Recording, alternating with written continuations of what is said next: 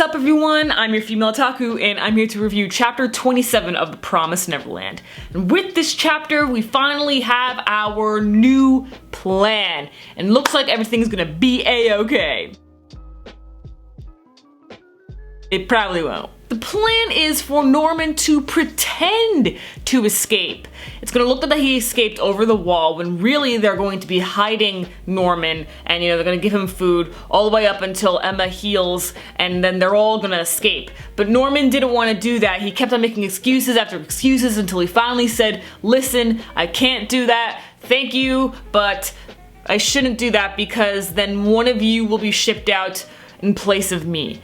So then Ray, he was freaking out again, and you know what, it makes sense because he's been working on a plan his entire life.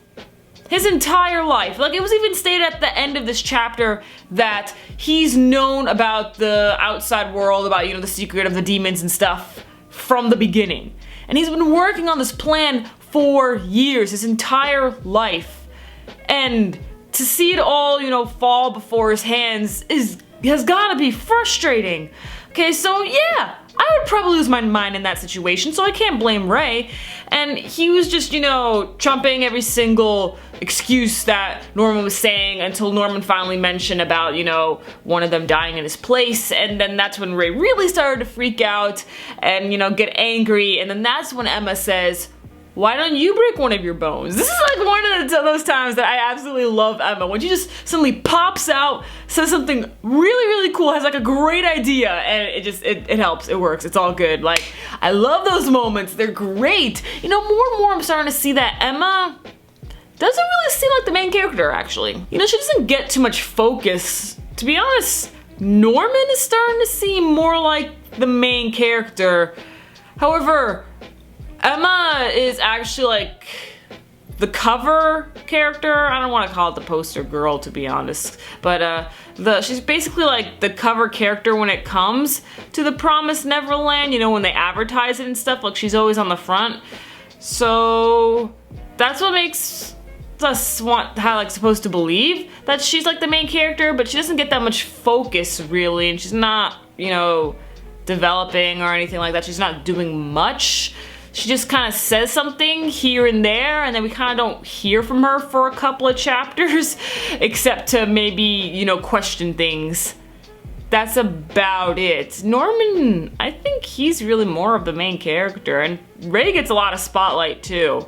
So, I don't really know, but that's not actually important. Let's continue on with this review. Okay, so I'm really happy that they're gonna go with this whole breaking Ray's bones thing, because I mentioned like a week or two ago when we found out, when we saw, Mama break Emma's leg. Like, at that time, I was just like, there's no way Emma's leg could be broken because they're valuable goods. There's no way they're gonna ship out, valuable goods if they're broken. And then when it was confirmed that it was broken, I was like totally surprised. But, that's why Emma's gonna be recovering for 2 months, because the shipping date for her isn't for another 2 months or so.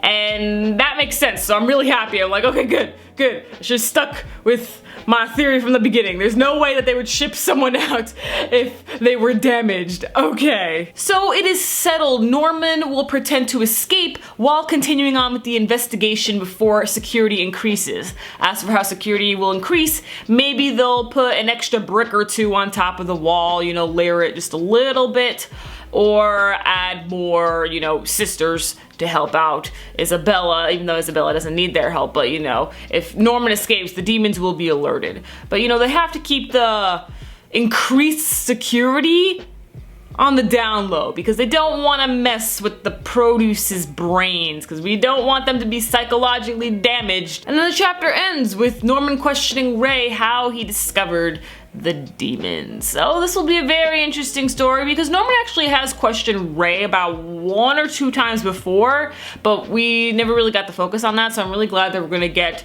more details on this and how Ray knew this from the beginning. Like, why him? Maybe because he was in on Isabella and Grandma's plan for a while? Because, while Grandma is using Isabella, Isabella was using Ray. So Ray was was a very valuable tool for Isabella, so maybe Ray helped Isabella with her and Grandma's plans? Not too sure, but we should be finding that out next week. Catch me tomorrow as I upload a ranking video. I'm your female otaku, sayonara.